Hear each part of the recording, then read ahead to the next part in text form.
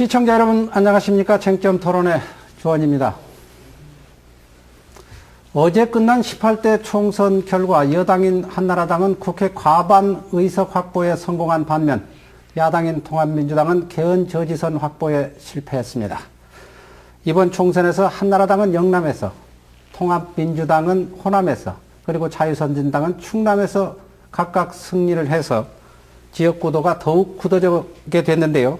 여당인 한나라당이 수도권에서 압승을 거두는 바람에 이명박 정부와 한나라당이 국정 운영은 물론 전국 주도권을 쥐게 됐습니다.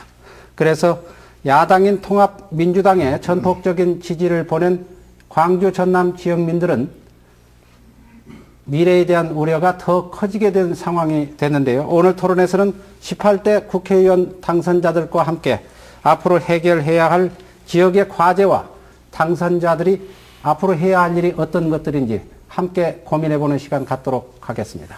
먼저 오늘 나와주신 분들입니다. 광주 남구의 무소속 강훈태 당선자 나오셨습니다. 네, 안녕하십니까.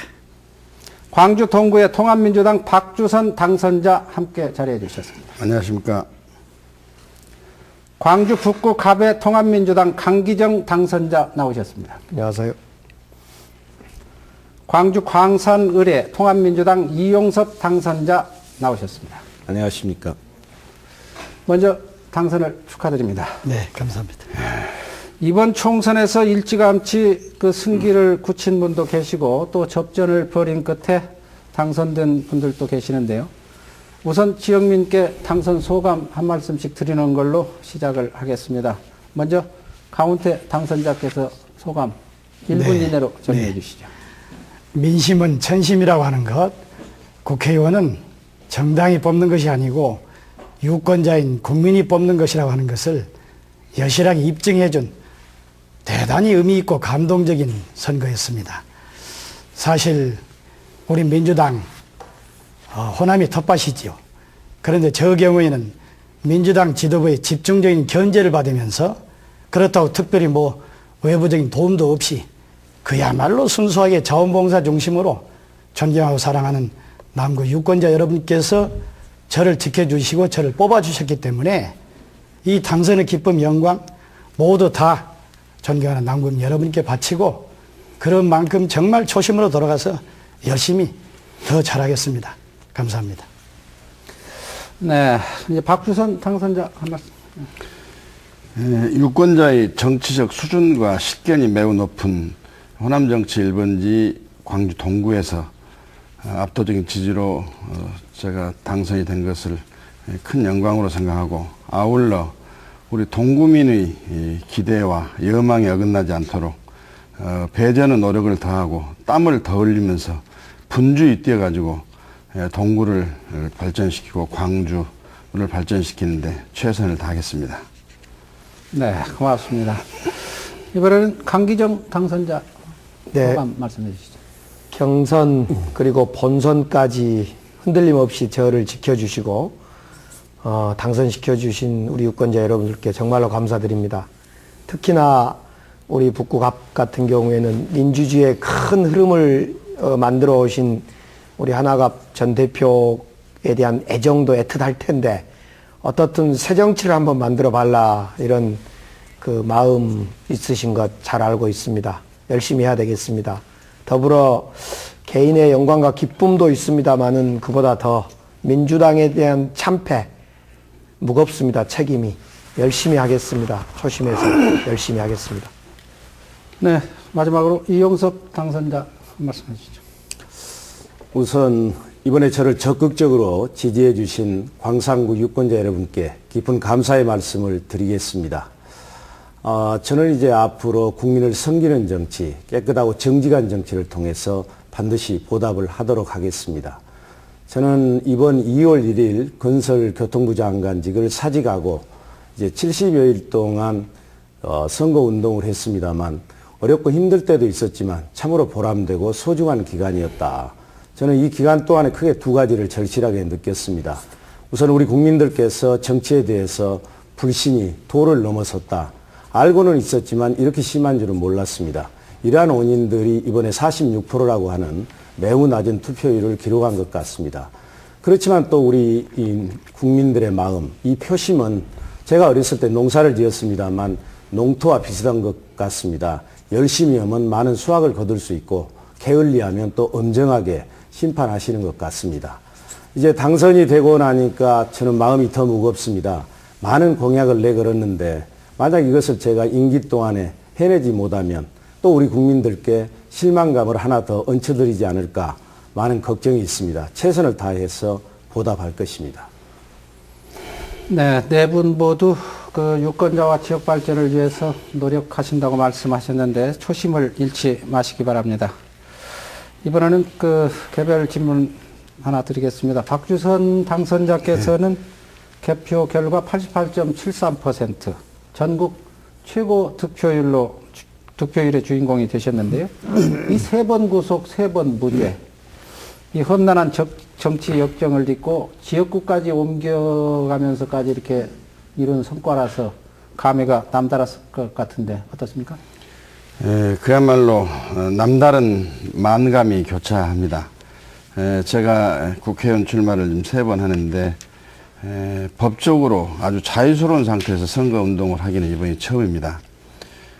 이번은 뜻밖에도 우리 동구 유권자께서 저희 억울한 정치적 탄압에 대한 동정과 실현과 고통을 당당하고 떳떳하게 이겨낸 점을 높이 평가하시면서 앞으로 1등 정치인, 그 다음에 1등 의정활동, 지역구를 1등으로 챙기는 의원이 되어달라는 소박한 꿈을 실어서 제게 적극적으로 전폭적인 지지를 하신 것으로 알고 있습니다. 저는 이에 대한 보답으로 성실한 의정활동은 물론 다시 우리 민주당이 5년 후에 수권정당이 되고 또 광주 동구에 드리워져 있는 어두운 그림자를 환한 빛의 지역으로 바꾸는데 심혈을 다 기울이겠다. 이것이 제가 전국 최고 득표율을 보여주신 우리 동구 유권자 여러분에게 해야 할 당연한 책무라고 저는 생각을 하고 있습니다.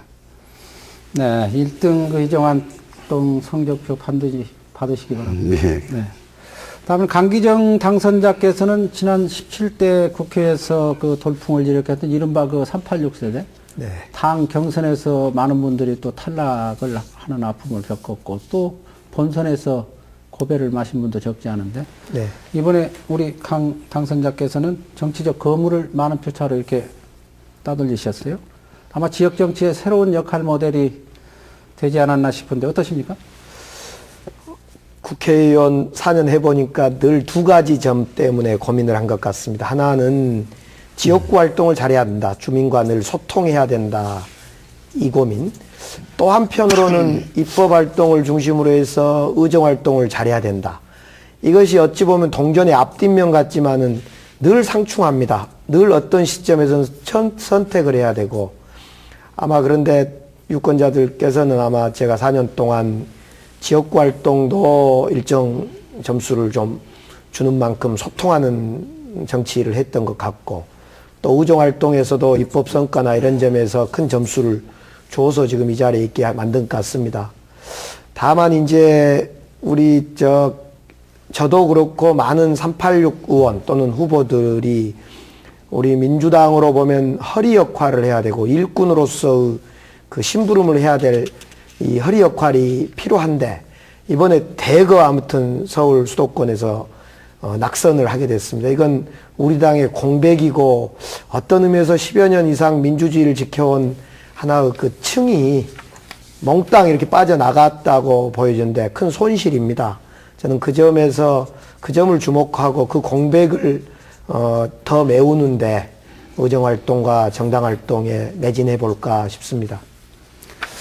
네, 이번에 재선이죠, 이제? 그렇습니다. 네, 지역구 활동, 의정 활동 더욱 활발하게 해서 좋은 결과 있으시기 바랍니다. 이용섭 당선자께 묻습니다. 지난 정부 시절에 국세청장, 건설교통부 장관까지 지내셨습니다. 이제는 화려한 경력에 금배지까지 달게 되셨는데요. 지금 시점에서 지난 세월에 대한 감회도 있을 것 같은데 어떠십니까? 예, 저는 이제 잘 아시는 것처럼 시골 면단위 고등학교 그리고 지방 대학을 나왔습니다. 그래서 이제 1990년대까지만 해도 우리 사회가 산업사였기 때문에 학연이나 지원과 같은 연구가 매우 중요했습니다. 더구나 저는 이제 우리나라의 엘리트들이 모인다는 재무부, 재정경제부에서 근무를 했기 때문에 어려운 점도 있었습니다. 실제 예를 들면 1997년, 그러니까 김대중 대통령께서 대통령이 되셨을 때 우리 재정경제부의 전라남도, 전라북도를 통틀어서 국장급 이상이 저 혼자였습니다. 그리고 지난 2월 1일 제가 건설교통부 장관을 그만둘 때 19사람의 국무위원이 있었습니다만 이제 지방대학 출신은 저 혼자였습니다. 이제 이러한 좋지 않은 여건이 어떤 의미에서는 저에게 도전 정신을 주었고 혁신과 변화하는 마인드를 심어줬던 것 같습니다. 그러나 제가 이제 두 번의 장관, 두 번의 청장을 할 수 있었던 것은 제가 잘났기 때문이라기보다는 강주 전남 우리 지역분들이 뒤에서 딱 받쳐 주셨기 때문에 가능했다고 생각을 합니다. 근데 이번 총선을 치르면서 이러한 제 다양한 경험 그리고 전문성 이런 것 때문에 지역민들께서 저를 이제 적극적으로 지지해 주신 것 같습니다. 이제 국정을 경험이 있기 때문에 정부 여당을 잘 견제할 수 있고 또 지역을 발전시킬 수 있는 적임자가 아닌가 이렇게 생각을 하셨던 것 같습니다. 네, 다양한 경험과 전문성 살린다면 아마 훌륭한 의정 활동이 되지 않을까 싶습니다. 열심히 노력해 주시기 바랍니다. 이번엔 강원태 당선자께 묻겠습니다. 이번 18대 총선에서 가장 큰 변수는 역시 무소속 돌풍이라고 봐야 되겠어요? 네. 그런데 강원태 당선자께서는 무소속 후보로서 지역의 현역 의원을 큰 표차로 이렇게 따돌리셨는데 이 무소속이지만 잦은 그 당적 변화에 대한 아쉬움을 표명하는 그 여론도 없지 않았습니다. 이 앞으로 강 당선자의 그 정치 행보에 관심이 쏠리는 것도 바로 이 때문인데요. 앞으로 어떻게 하실 계획이십니까? 무소속 돌풍이라기보다는 저는 세 번째 지금 선거를 치릅니다마는 그야말로 선거를 치를 때마다 느끼는 것은 굉장히 두렵습니다. 그만큼 민심이 천심이고 민심대로 표심에 나타나도록 되어 있습니다. 제가 16대 때 호남에서 무소속이 되겠냐 했지만 무소속 당선됐습니다. 처음으로 당선됐지요. 지난 17대 때는 다 떨어져도 강들은 된다고 그랬는데 민주당 사무총장 때 700표로 떨어지지 않았습니까? 이번에 역시 무소속으로 됐단 말이죠. 그 얘기는 무슨 얘기냐? 정치인은 뭐 공직자도 마찬가지입니다만은 모든 근본 기본을 민심에 둬라 하는 것이기 때문에 저희 앞으로의 정치 행보는 민심에 따르겠습니다. 다만 차제 한두 가지 말씀드리고 싶은 것은 첫째 당적 그 변경 문제입니다만은 당적 대부분이 다 옮겼지요. 흔히 말하는 철새라는 것은 이 추운 데 있다가 따뜻한 남쪽 나라 찾아가는 것. 그러니까 이 음지에 있다가 권력을 쫓아 양지로 가는 것. 난 이런 비판합니다. 그 좋은 민주당 마지막까지 지켰던 사무총장 아닙니까? 그 좋은 민주당 깨고 열린당 만든 것 잘 못했지요. 열린당 무너질 때 그냥 전부 개별적으로 탈당했지 않았습니까? 잘 못했지요. 나는 그런 사람이 아닙니다. 민주당이라는 틀 내에서 마지막까지 당적을 지켰지요.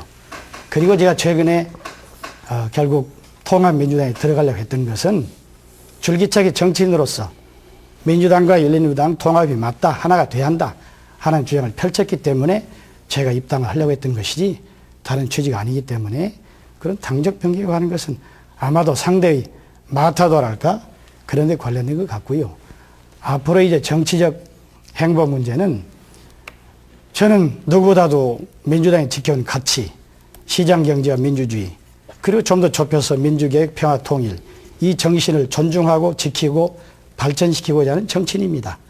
따라서 민주당이 당연히 들어가서 민주당을 보다 더 크고 강력하고 건강한 당으로 만들어서 우리가 이제 가능하면 5년 후에 2012년에 정권을 찾아와야 되지 않겠습니까?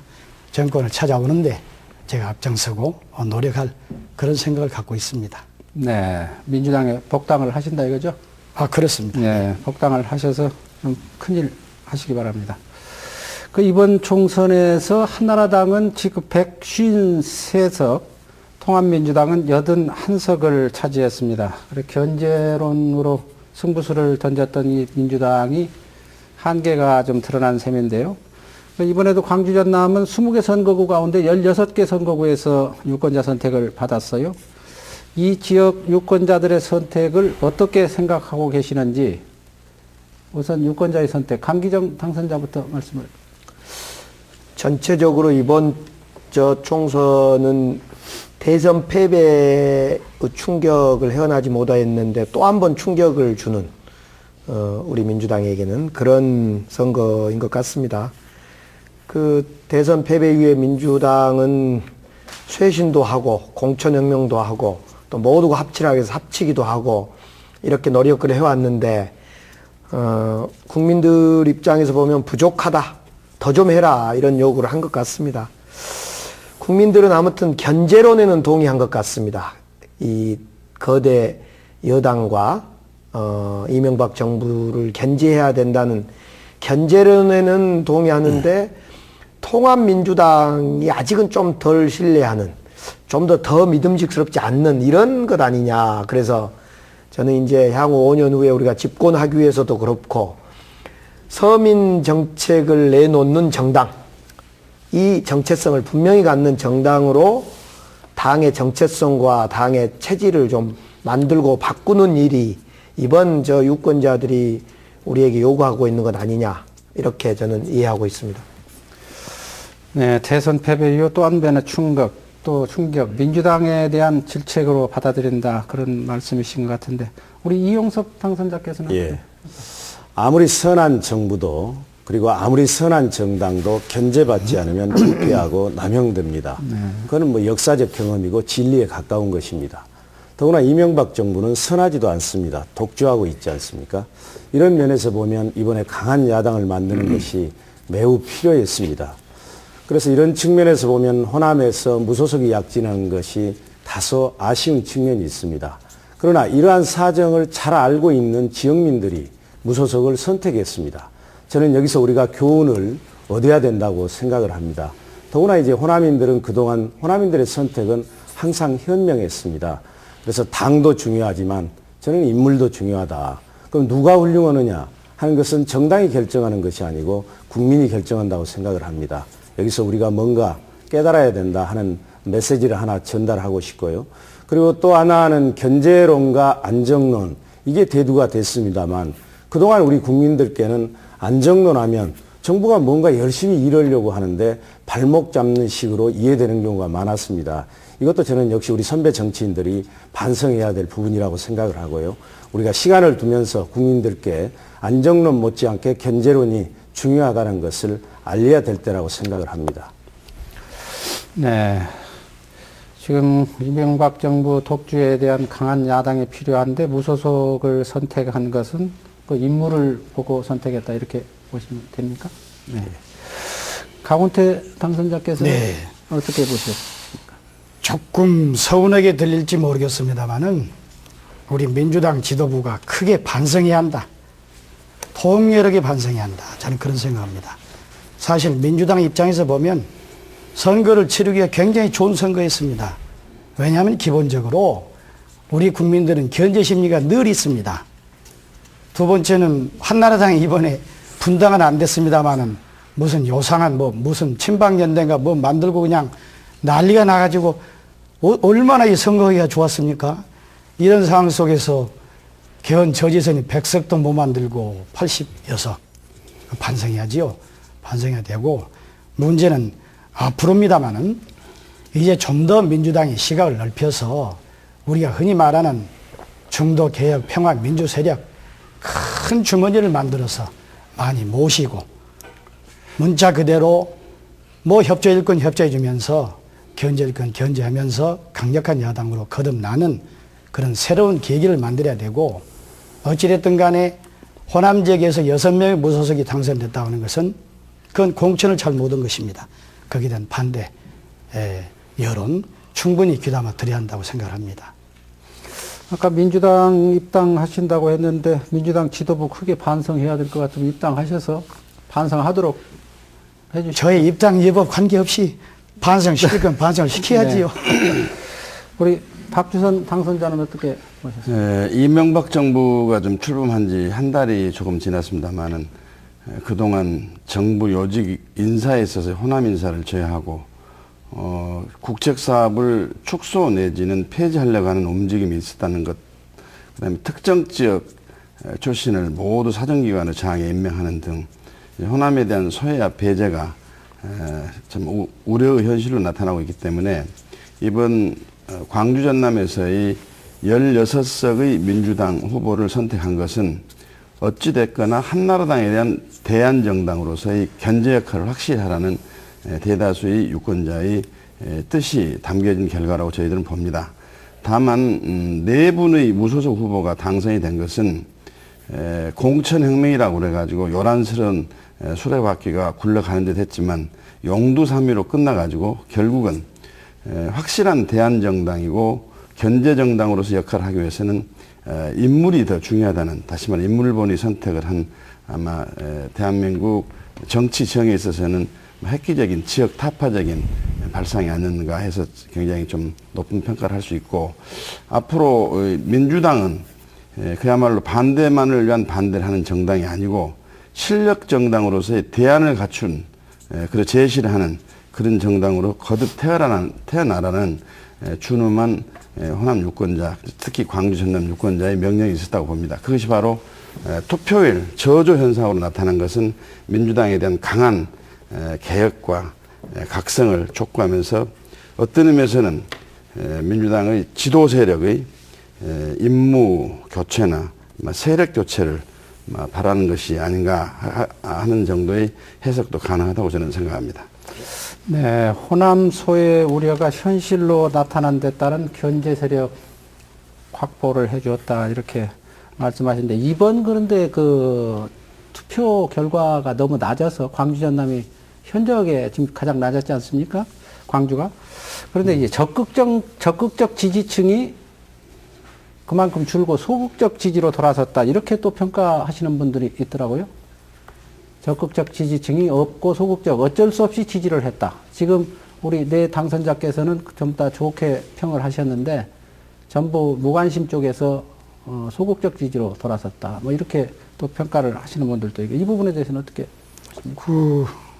올바르신 평가입니다. 아마 뭐 대체적으로 비슷하리라 생각합니다만은, 이를테면은 광주가 전반적으로 투표율이 낮았지만 저희 남구 같은 데는 비교적 높았어요. 네. 가장 높았단 말이지요. 네. 그만큼 경쟁이 치열했다는 얘기가 되겠고, 그러나 상대적으로 다른 지역 그 경우에는 미리 유권자 입장에서 선거 결과를 예측해 버리기 때문에 네. 아무래도 투표하고 싶은 심리가 떨어지지요. 그래서 여러분도 말씀하셨습니다마는 공천 과정에서부터 정말 지역민이 바라는 그런 사람을 공천하는 것이 아주 필요할 것 같고요. 네. 두 번째는 선거가 하나의 자기 자신이 참여함으로써 함께 우리 광주라는 공동사회를 보다 더 아름답고 살기 좋은 고장을 만드는 과정으로 생각하도록 부단히 정책적 발표를 통해서 선거에 참여하는 분위기를 끌어높일 필요가 있다고 생각을 합니다. 네, 공천을 잘못했고 정책 선거가 될 수 있도록 해야 한다. 이렇게 받아들이겠습니다. 이번 그 총선 결과를 또 요약을 해보면 가장 큰 특징은 정부 여당의 전국 주도권 장악이 아닌가 싶습니다. 예. 특히 여당인 한나라당이 수도권에서 이제 압승을 거두면서 향후 정부의 국정 운영 방향 또 여야 관계 설정에 있어서도 전반적인 변화가 예상이 되고 있는데요. 이 향후 전국 어떻게 전망하시는지 우리 이용석 당선자부터 한번. 예.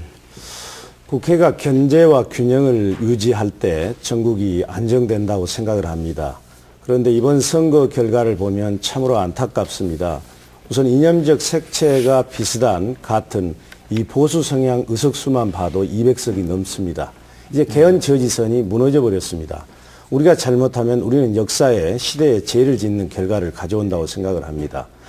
지금은 통합민주당이 다수당인데도 최근 장관급 인사를 보면 아까 박주선 의원께서도 말씀을 하셨습니다만 오만과 독선이 아주 도를 넘어서고 있습니다. 호남을 철저하게 배제하고 있고 그리고 지지계층 위주로 인사를 하고 있습니다. 이제 이번에 총선에서 국회를 장악했기 때문에 정부 여당은 이제 한반도 대운하도 추진을 하게 될 것입니다. 저는 이제 2월 1일까지 건설교통부 장관을 했기 때문에 이 한반도 대운하의 부작용을 누구보다도 잘 알고 있습니다. 이렇게 이제 정부 여당이 겸손하지 못하고 오만과 독선을 계속하게 되면 이제 야당은 강하게 저지할 것입니다. 수가 적기 때문에 때로는 이제 물리적인 수단도 동원될 것입니다. 이렇게 되면 전국은 이제 긴장 단계에 진입하게 될 것입니다. 그렇지만 정부 여당이 여유를 가지고 원칙과 정도를 걷고 시대와 국민에게 겸손하게 국정을 운영한다면 이제 우리 야당도 과거처럼 발목 잡기식 구태를 벌이고 적극적으로 협조를 해야 된다고 생각을 합니다. 따라서 앞으로 전국의 향방은 정부 여당이 어떻게 하느냐에 따라 달라지는데, 그런데 지금으로 봐서는 정부 여당에게 기대하기가 참 어렵습니다. 그래서 우리 야당, 통합민주당이 강한 야당을 만들기 위한 노력은 저는 계속돼야 된다고 생각을 합니다. 네, 정부 여당에 기대하기가 어렵다. 우리 강원태 당선자께서는 어떻게? 네, 저도 시점상 대단히 긴장하고 정말 걱정해야 할 시점 같습니다. 우선 걱정이 많이 되거든요. 지금 단임제를 실시한 지가 20년이 된 것 같습니다. 5번째의 단임제 대통령인데, 단임제 대통령 일반적인 행태는 초급입니다. 한 번 5년 임기를 마치고 끝나기 때문에 모든 걸 다 하려고 한단 말이죠. 그러다 보니 국회를 장악하려고 합니다. 근데 다행스럽게 그동안에 과반을 거의 안 줬지요. 여당이 안 주고 늘 여야 간의 타협을 통해서 견제와 균형 속에서 국정이 수행되도록 만들어 주셨는데, 이번의 경우에는 거의 보수색을 보면 200석에 가까울 정도로 네. 한나라당이 줬기 때문에, 더구나 이명박 그 대통령 그분의 여러 가지 그 성격으로 봐서 상당히 독선적 또 이렇게 적극적 돌파적 행태를 보이고 있기 때문에 자칫 밀어붙이기식의 이 국정 운영, 국회 운영이 예상이 됩니다. 이럴 경우에 어떻게 할 것인가? 역시 민심입니다. 예. 그 단적인 예가 지난 참여정부에서 노무현 정부에 그 많은 의석을 줬음에도 불구하고 제대로 개혁 입법도 추진 못했고 여러 가지 갈등 속에 보내왔단 말이죠. 네. 왜 그런가? 민심이 뒷받침해주지 않았기 때문에 비록 국회에서 과반 의석을 차지했다 하더라도 제 역할을 못한 거지요. 따라서 우리 민주세력, 민주당이 해야 할 것은 이제 제대로 된 정책 대안정당으로 충분하게 국민을 설득하고 국민의 민심에 우리가 설 때 비록 의석이 적다 하더라도 충분히 견제가 가능할 것이다. 저는 그렇게 생각합니다. 네, 정책 대안정당으로 승부를 해야 된다. 박주선 의원, 당선자께서는 예, 지금 권력의 환경을 보면은 한나라당은 이미 중앙행정부 권력, 지방정부 권력을 전부 독점을 하고 있습니다. 거기다가 이번에 의회 권력마저도 한나라당, 친한나라당 성향의 의원들과 연대를 하게 되면 이제 장악을 해서 개헌선을 넘었는데, 사실 우리 민주당 입장에서는 임시국회를 소집을 요구할 수 있는 3분의 1선마저도 저희들이 확보를 하지 못했기 때문에 여간 견제 감시 기능에 많은 흠이 발생된 건 사실입니다. 그런데 이 한나라당이나 이명박 정부는 아까 권력의 환경에서도 그렇지만 성향으로 볼 때 오만과 독선이 불보듯 뻔합니다. 무소불위 권력을 휘두를 것으로 예상이 되는데, 그래서 이 경우에 여야 간의 대화 타협이 어느 때보다 중요시 되고, 이것이 대화 타협이 제대로 되지 않으면 정쟁과 정치 불안이 가속화가 돼서 정치에 대한 불신은 더더욱 깊어지리라고 생각이 됩니다. 네. 그런 점에 있어서 우리 민주당 입장에서는 실력을 키우는 실력 정당으로서 대안을 제시하는 능력을 배양을 할 필요가 절대 있다. 네. 이런 말씀을 역시 드리겠습니다. 대안이 정책 대안 정당이다. 그다음에 강기정 당선자께서는 향후 전망을 어떻게? 단순하게 이제 17대, 18대 의석수를 비교하면 17대는 그 열린우리당이 154석, 이때도 뭐 절대 과반이 넘었습니다. 그런데 비해서 한나라당은 123석으로 견제와 이 균형에 딱 맞춰줬습니다. 그런데 지금 18대 의석은 이 한나라당인 여당은 153석으로 뭐 지난번 17대하고 여당의 몫은 비슷합니다만은 결국 견제의 중심축을 만들 민주당 의석이 지난번에 한나라당은 123석인데 이번에는 81석이라고 보여집니다. 결국은 지금 이제 독주할 것 같은데요. 독주할 것 같은데 이 독주를 막아낼 이 중심축, 이거 통합민주당이 되어야 되는데 아무리 봐도 이 81석 이거 부족하다 지금 그런 겁니다. 그래서 어떻든 의석수 중심 사고에서 벗어나서 전체적으로 견제의 축을 만들 어떤 노력, 그건 뭐 무소속과 타 야당의 연대 뭐 정책 협의도 있을 수 있고 국민들에게 신뢰받는 정책을 내놓는 이런 여러 가지 노력을 통해서 결국은 이 견제의 중심축이 분명히 통합민주당이 되도록 하는, 그러려면 통합민주당이 혁신하고 변해야 되고 서민정당으로 탈바꿈돼야 된다. 이게 핵심이지 않냐 싶습니다. 알겠습니다. 어떻게든 독주를 막아야 된다 이 말씀인 것 같습니다. 이제 여소야대 구도가 되면서 이제 광주 전남에서는 지역 현안 사업 차질도 사실은 또 우려가 되거든요. 그래서 18대 총선 결과를 놓고 보니까 더욱더 이제 더 그런 걱정이 되는데 지역 현안 사업 어떻게 지금 보고 계시는데 강훈태 당선자부터 말씀을 해주세요. 네. 사실 우리 광주 시민들의 질책이 많습니다. 그것은 10년의 정권 세월 동안 좋은 세월 다 보내버리고 뭘 했냐는 거지요. 그런 점이 있습니다. 제가 광주시장 94년, 95년 했습니다만 그때만 해도 우리나라 도시 순서가 서울, 부산, 대구, 인천, 광주, 대전 그랬습니다. 모든 면이 광주가 앞섰는데 지금은 인구수, 재정규모, 1인당 GRDP 모든 게 대전이 앞섰어요. 이런 추세를 분석해 보면 아마 머지않아서 울산한테 뺏길 겁니다. 우리 광주도 일은 했지만 이런 내용이 빈약하고 속도가 느리니까 자꾸 경쟁사에서 떨어지는 거지요. 이미 광주가 가야 할 방향은 크게 두 가지로 정해졌습니다. 하나는 문화, 하나는 첨단. 이 문화와 첨단이라는 두 기둥을 빨리 좀 쌓아 올려야 됩니다.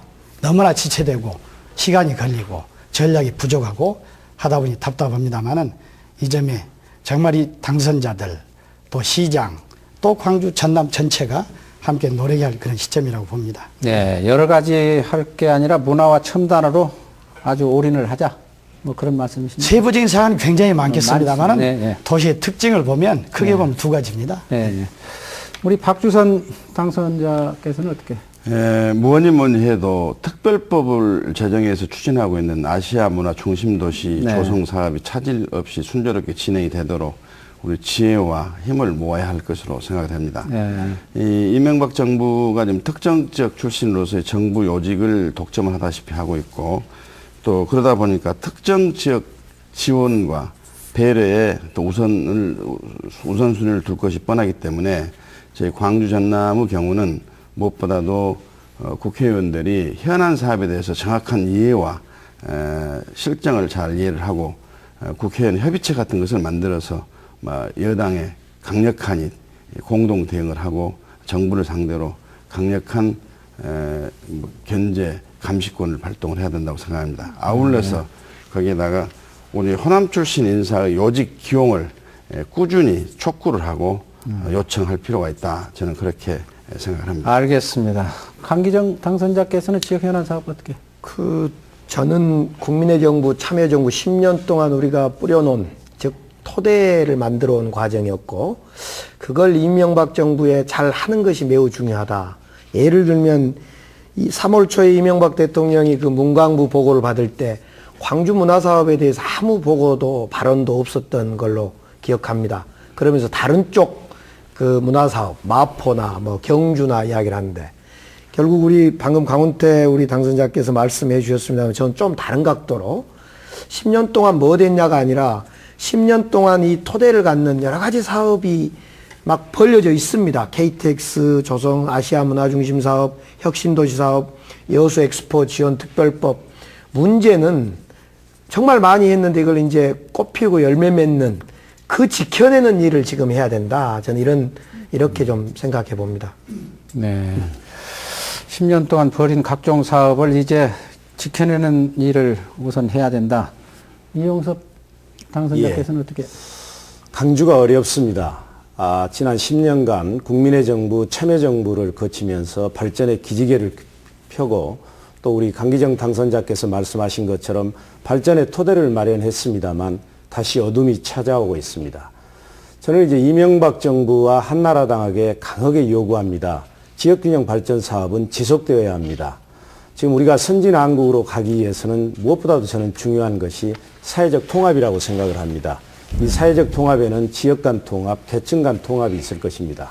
지역균형 발전을 통하지 않고서는 지역 간에 통합할 수가 없고 그러면 선진한국으로 나아갈 수가 없습니다. 그렇기 때문에 우리는 이제 다른 지역과 연대해서라도 참여정부에서 열심히 추진했던 혁신도시, 기업도시 이런 사업들을 적극 추진을 해야 됩니다. 제가 이제 참여정부 건교부 장관으로 있을 때 오늘의 이런 현상을 매우 걱정했습니다. 그래서 새 정부가 들어오더라도 큰 국책 사업은 후퇴하지 않도록 여러 가지 제도적인 장치를 해놨습니다. 그래서 저는 혁신도시나 기업도시 이런 국책 사업은 그렇게 일방적으로 후퇴하지는 않을 것입니다. 왜 그러냐면 이것은 그 양당이 여야에 의해서 합의된 특별법에 의해서 추진이 되고 있고 또 이것은 각 지방자치단체나 지방주민들에게 많은 혜택을 주고 있습니다. 그래서 일방적으로 후퇴하게 되면 지역민들의 반발이 우리뿐만 아니라 다른 지역에서도 크게 있을 것입니다. 그리고 행정이라고 하는 것은 일정 단계를 벗어나게 되면 후퇴하기가 어렵습니다.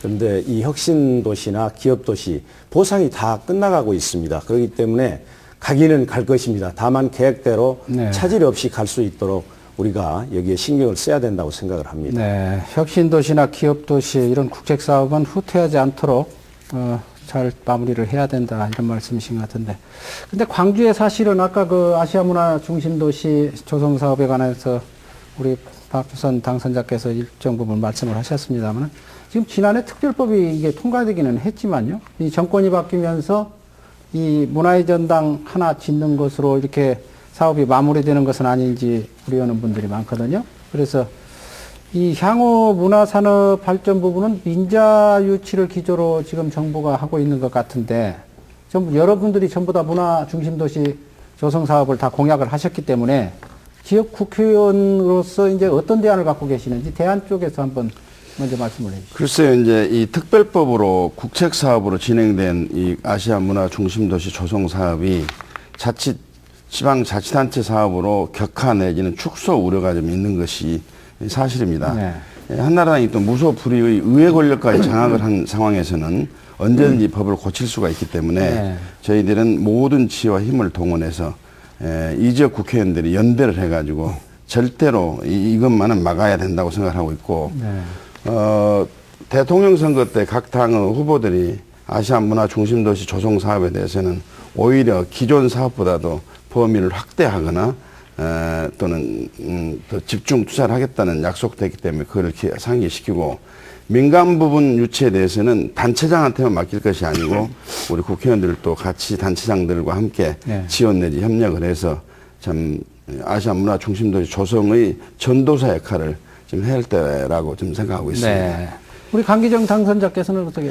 같은 의견입니다. 제도와 기구를 잘 지켜내는 것이 1차적인 중요할 것 같고요. 특히 이제 민자 유치 총 예산 5조, 6조 중에 민자가 많이 포함되어 있습니다. 그런데 민자 유치를 확실히 하기 위해서는 인프라 구축이 분명히 잘 돼야 됩니다. 그런 점에서 지금 현재 단계는 이제 인프라 구축 단계이긴 합니다만은 어떻든 그 확실한 국비 투자가 추진이 되면 민자는 따라올 수밖에 없고 오게 돼 있다. 그런 점에서 지금 현재는 그 문화의 전당 건립비 5천억 정도 이렇게 투자되어 있는데, 앞으로 예상되어 있는 국비 투자를 확실히 예산에서 지켜내는 것, 앞으로 확보하는 것, 그러면 민자 배정된 것은 자연적으로 투자될 거라고 저는 확신합니다. 네, 그런 점에서 우리 국회의원 광주 의원님들이 협력해서 그 국비 투자 계획되어 있는 이걸 잘 지켜내고 그 가져오는 것이 매우 소중한 문제일 것 같습니다. 네. 제도와 기구를 잘 지켜내는 것도 중요하지만 예산 지켜내야 된다. 네. 우리 이용섭 당선자께서는? 예, 지난해 말에 이 문제가 됐던 문화수도 조성위원회, 이걸 격을 낮추려고 했었지 않습니까? 근데 다행스럽게도 지난 2월 달에 여야 합의에 의해서 존치가 됐습니다. 그러나 이것을 우리가 이명박 정부와 한나라당의 문화수도 중요성에 대한 자세 변화로 볼 수는 없을 것입니다. 기회만 되면 또 비슷한 현상이 일어날 수 있습니다. 지금 2023년까지 문화수도 조성하기 위해서 약 5조 2천억 정도를 투자가 돼야 되는데 이걸 다 국비나 지방비로 투자할 수는 없습니다. 민자가 약 1조 7천억 정도 들어가게 되는데 저는 이것은 불가피한 측면이 있다고 생각을 합니다. 방금 이제 강기정 당선자께서 말씀하신 것처럼 문제는 이제 국비나 지방비가 들어가는 부분은 주로 하드웨어적 측면입니다. 이제 민자가 들어가는 부분은 소프트웨어적 측면입니다. 그래서 정부가 당초 계획대로 국비나 지방비를 제대로 투입하면 저는 민자는 따라올 수 있다고 생각을 합니다. 거기에 이제 수익성이 있을 수가 있고요. 그렇기 때문에 우선은 우리 지방자치단체 그리고 국회의원, 시민단체, 시민 모두가 합심해서 총력을 기울여서 국비와 지방비가 정상적으로 계획대로 추진될 수 있도록 노력하는 것이 중요하다고 생각을 합니다. 네. 강원태 당선자께서는 네. 공약이셨죠? 이게? 네. 사실은 2002년 대통령 선거 당시에 제가 맨 처음 이항인 광주를 문화수도로 육성하겠습니다. 이렇게 공약을 제안해서 선거 공약으로 채택돼서 오늘날 아시아문화 중심도시 사업이 됐습니다마는 이 문화수도를 제대로 하는데 지역의 역량을 총 결집해야 한다고 생각합니다.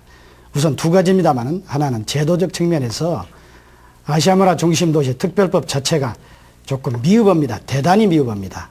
그것은 문화 산업이 핵심인데 지금 게임이나 애니메이션, 만화, 또 디자인, 출판 이런 문화 산업을 국가가 적극적으로 뒷받침하고 양성할 수 있는 그 규정이 대단히 미흡합니다.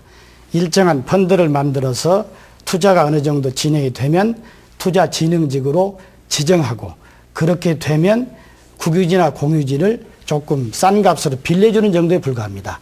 그렇게 되겠습니까? 지금 충북 오송의 생명의료과학단지가 국가에서 직접 국가산단으로 만들어서 세제상의 혜택, 재정상의 보조를 주면서 우수한 생명산업을 유치하고 있단 말이죠. 우리 광주에 있는 첨단과학산업단지도 마찬가지죠.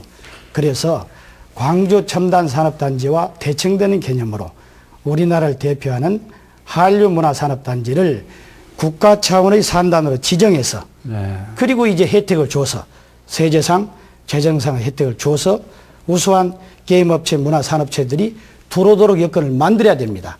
그렇게 하기 위해서는 특별법을 지키는 게 중요한 아니고 보다 더 좋은 방향으로 유리한 방향으로 점진적으로 개선해 나가야 한다 하는 점을 말씀드리고 싶고요. 사실 이 문화는 다른 것하고 달리 일자리가 대단히 많이 창출됩니다. 부가가치도 높습니다. 그래서 우리 지역의 장래를 위해서도 지역 역량을 총 결집해야 되겠고 물론 민간 자본 끌어들이는데도 우리 국회의원들이 함께 앞장서고 노력을 해야 한다고 생각을 합니다. 네.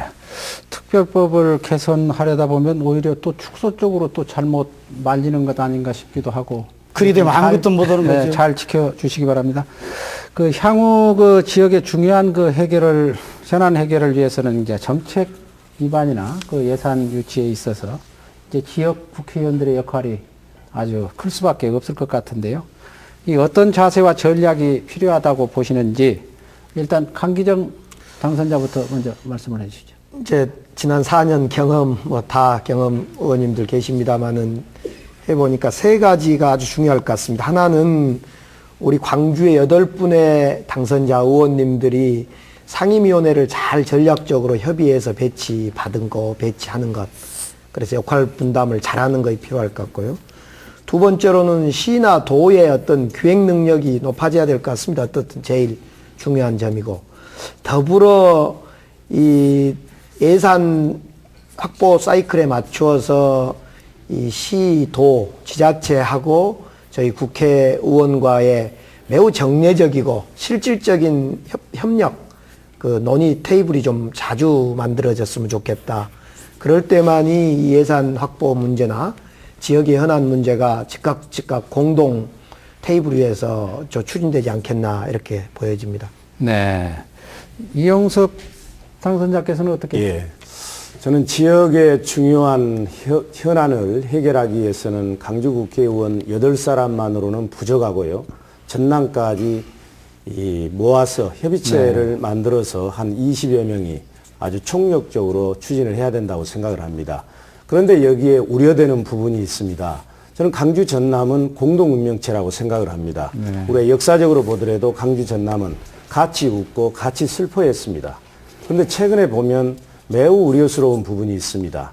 그것은 이해관계 때문에 광주 전남의 갈등을 야기시키고 또 부추기는 그런 세력들이 있습니다. 저는 광주 전남의 분쟁과 갈등을 야기시키는 어떠한 세력도 우리 시민들께서 견제를 해 주셔야 된다고 생각을 하고요. 네. 제 개인적으로는 그동안에 이제 다양한 경험, 전문성, 인적 네트워크를 활용해서 광주 전남의 사업 예산을 확보하는데 최선의 노력을 다하겠습니다. 네. 강원태 당선자께서는 네. 우선 5+2 구도부터 깨는데 힘을 합해야 됩니다. 지금 이명박 정부가 지역 발전 전략과 관련해서 전국을 광역화해서 5개의 덩어리.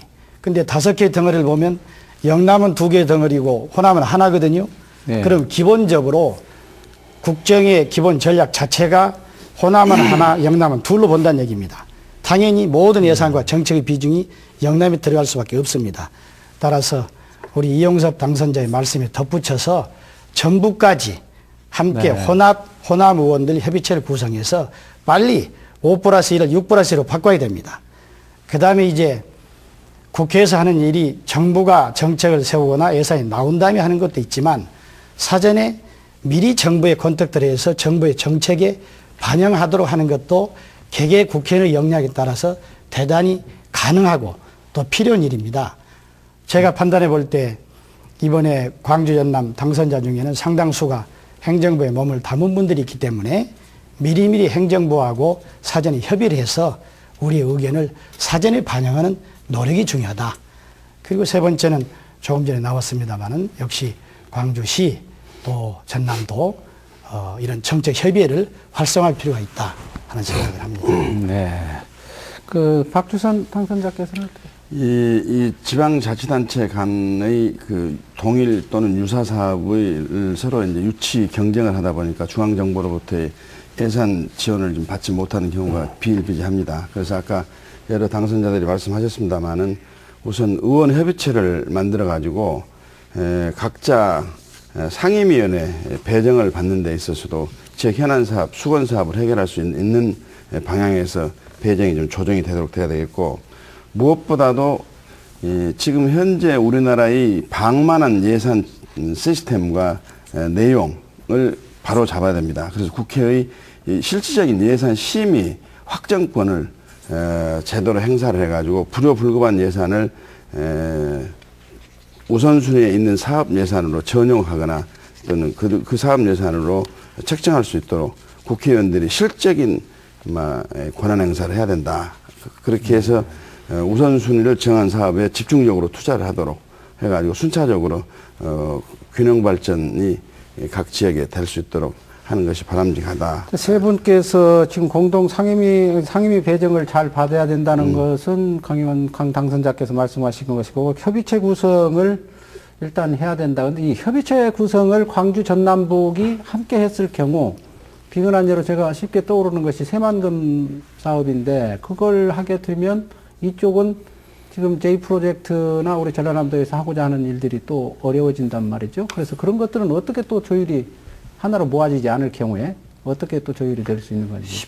17대 저희들이 호남 의원이 딱 한 가지 주제로 모였던 것은 언제냐면 KTX 조기 착공. 네, 그거였죠. 이 문제 때 광주, 전남, 전북 의원이 다 모여서 건의서도 내고 협의도 하고 그랬던 적이 있습니다.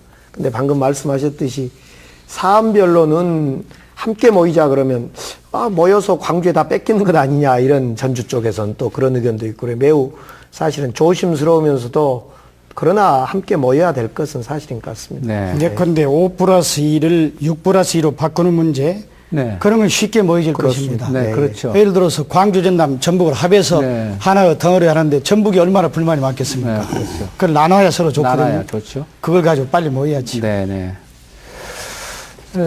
좋습니다. 그 향후 계획에 대해서 이제 좀 의정 계획에 대해서 얘기를 좀 나눠보도록 하겠습니다. 사실 지금 그 같은 그 여대 야소 정치 구조화에서는 지역의 그 주요 현안을 정책에 반영하고 또 해결하려면 이제 국회의원들의 책무가 그만큼 커졌다고 볼 수 있는데요. 이제 국회 입성을 앞두고 있는데요. 언제 그 입성하신다고 그랬습니까? 5월 30일. 5월 30일이니까 네, 네.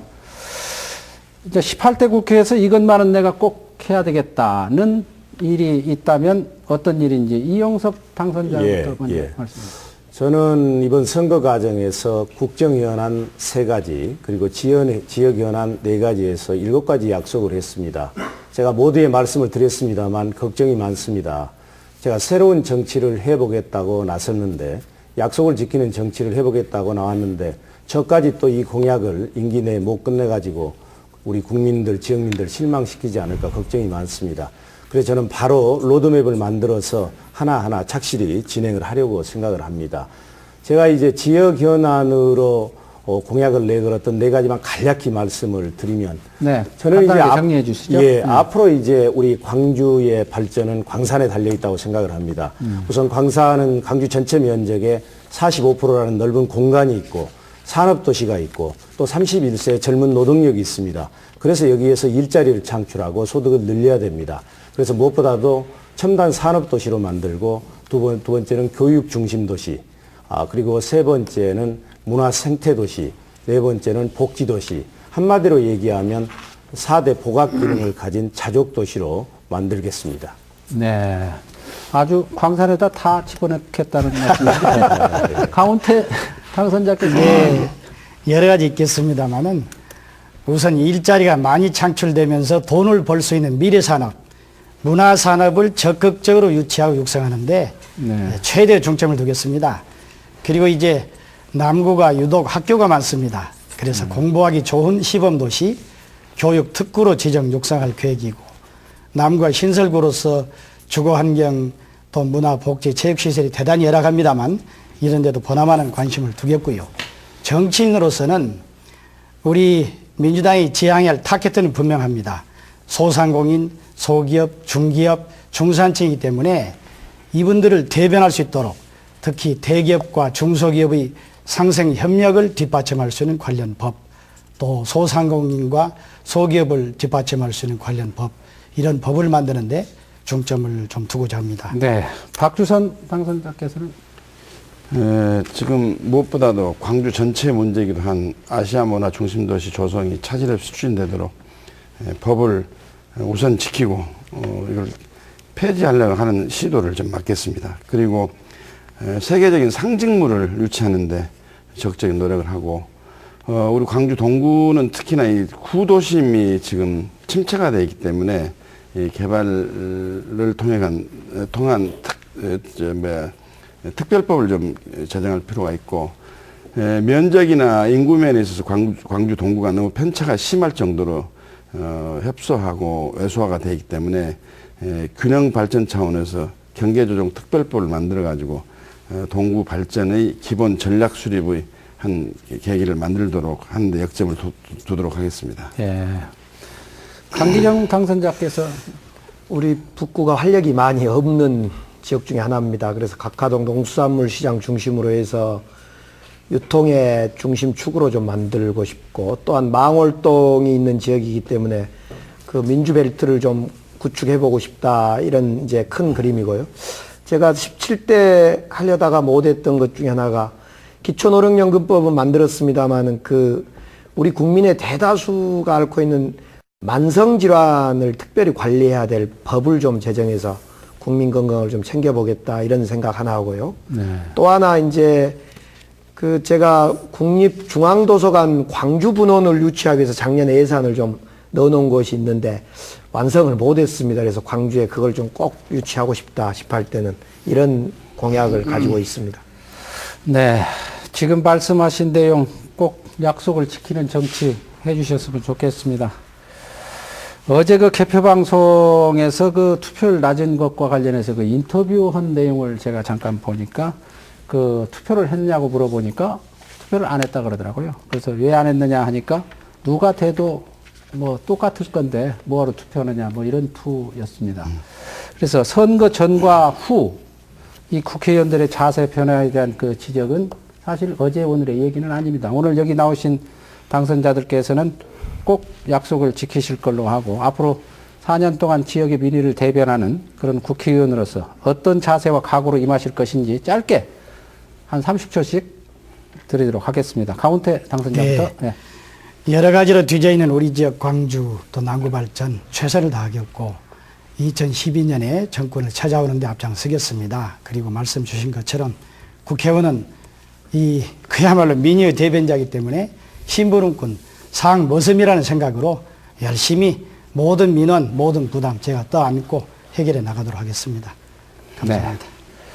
다음에는 박주선 당선자. 저는 뭐 영예로운 최고 득표로 당선된 사람입니다만 거기에 걸맞는 책무와 부담이 좀 있습니다. 그래서 무엇보다도 유권자가 믿는 그리고 약속을 지키는 그리고 깨끗한 그리고 부지런한 그리고 역시 정권을 되찾아오는데 미랄의 역할을 하는 그런 국회의원상을 한번 심어보고 싶습니다. 네.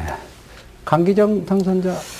유권자들은 우리 정치인들에게 사실은 불만도 많지만 큰 것을 요구하지 않는 것 같았습니다. 제 이제 경험으로 말씀드려보면 초심 지켜라. 그리고 부지런히 아무튼 성실히 뛰어라. 이 두 가지인 것 같습니다. 그 외에 여러 가지는 이제 더 하면 좋겠으나 그것은 바라지 않는 것 같고 그래서 유권자들이 정치인에게 불신하는 이유는 어떤 의미에서 너무 작은 것이다. 유권자들을 만족시키는 것은 그거 지켜내야겠습니다. 4년 동안. 네. 네. 다음은 이용섭 당선자. 예. 저는 정치를 직업으로 하려는 것이 아닙니다. 저에게 있어서 정치는 소명이고 부름입니다. 국민적 소명이고 시대적 사명입니다. 저는 이 공직기간 33년 내내 헌신, 봉사, 절제하는 자리로 알고 이것을 실천했습니다. 자, 정치를 하더라도 망가지지 않고 원칙과 정도를 지키면서 갈 것입니다. 지켜봐 주시고 격려해 주시기 부탁드리겠습니다. 네. 오늘 긴 시간 4분 당선자 수고 많이 하셨습니다. 고맙습니다. 선거는 이제 끝이 났고 18대 국회 출범을 눈앞에 두고 있습니다. 광주 전남에서 선출된 20명의 일꾼들이 새로운 시대 지역의 희망을 얘기하고 있습니다. 하지만 지금 이 순간 당선의 기쁨을 누리고 있을 당선자분 모두 지역과 주민을 위해 뛰겠다는 그 각오와 초심 4년 동안 내내 잊지 마시기 바랍니다. 생방송으로 보내진 쟁점 토론 오늘은 여기까지입니다. 감사합니다. 수고하셨습니다.